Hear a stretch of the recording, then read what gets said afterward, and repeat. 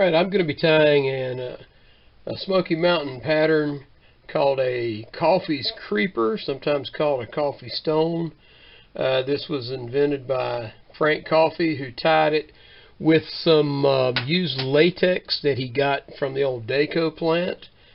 I'm going to weight this. By the way, this is a size 10 streamer hook. And I will put a little bit of non-leaded weight on there.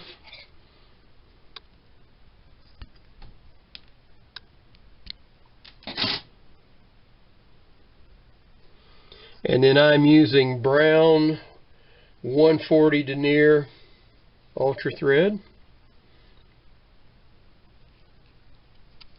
Let me get that started, and then just wrap back and forth over the wire a few times. Doesn't have to be completely covered.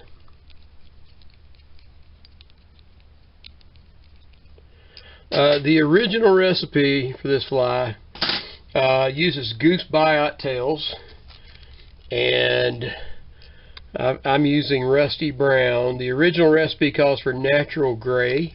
I just like the look of the brown better.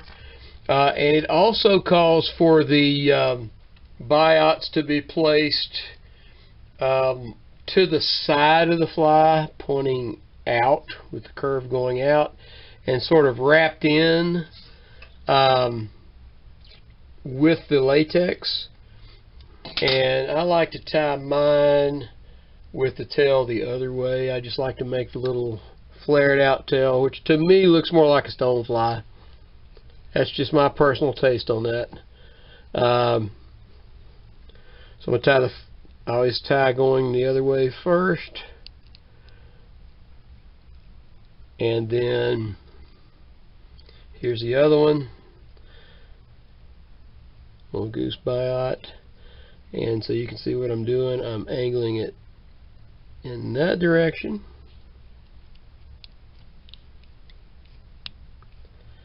Give me a nice little forked tail. And then we will trim off the excess. One more down there. I think I'm just going to wrap it down in there. Good. The body is natural latex. The best I have found, you get latex sheet material, but the best I have found, Hairline, Kylie's, Nymph skins, and it's just natural latex. It's a little thicker than the sheet latex they sell, and it's already been cut into strips. So that is the way to go. So I have cut a strip already, and I'm going to start it just right behind where my wire is, so I don't want to build up too much, and then wrap it in good. And then bring my thread up to the front. Alright, so the wraps on this, I know some people that will wrap it forward and backwards and forward again. You're going to get a really fat fly if you do that. It depends on the hook size and the hook gap. With this little 10 streamer hook, I am just going to wrap it forward once.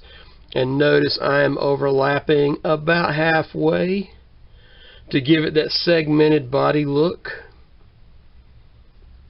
And I just keep that going. By the way, the tension, this stuff is really stretchy. You don't want to put it on without any tension at all, but you also don't want to crank it too tight. And at this point we're drawing to a close. One more wrap, and a lot of this is just going to be covered up with thread anyway. So we'll wrap that in to lock it in.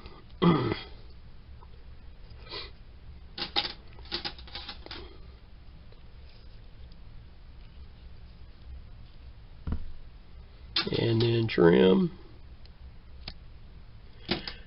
And then just sort of form a head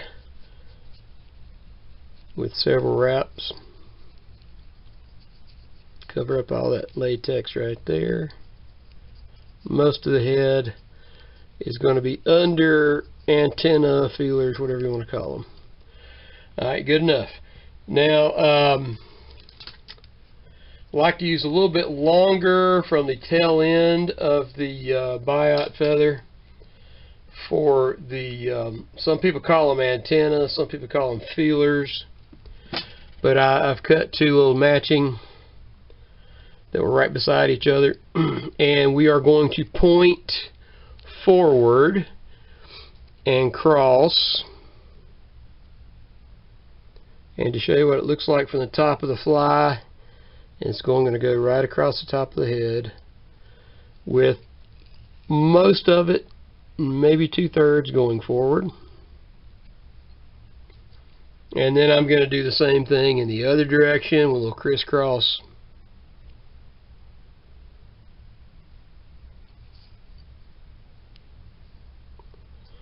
A couple of loose wraps to keep it in place and a couple of tighter ones on top. And that's pretty much what the fly is going to look like. So I will whip finish. The hook, crook, pivot. Give me the number 4. We'll do 5 times.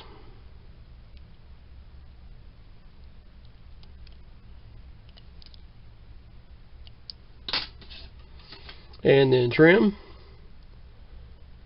And then, so you see what it looks like from the top. You've got the little flared legs like a stonefly tail, I guess. Up here, I guess these represent legs and antenna. And Roger Lowe, when he tied these, would always get a like almost a straight back clip, so it looks like it's pointing back. The last step is going to be just a little bit of head cement. You got to be careful with the latex, because sometimes, especially if it's not water-based head cement, it will just eat right through that latex. So this is water-based, thin, and that is a Coffey stone.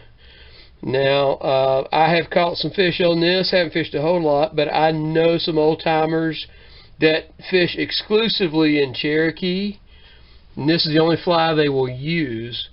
And before they started using flies, they actually would take wasp nests and take the grubs from inside and fish those as bait. And I know one of the guys, when he saw these flies, he just switched over, because apparently the trout hit these things as good as they do bait. And the old-time mountaineer word for this is a wasper. So this is a wasper, wasp larva. Coffey tied it to resemble a stonefly nymph. Honestly, without anything on the back, I think it looks more like maybe a caddis. But if you had a brown marker and just covered the back with brown, you got a good looking stonefly imitation. I don't care what it looks like. Fish like it, and they will bite it. So that is the Coffey's Creeper Stonefly Nymph.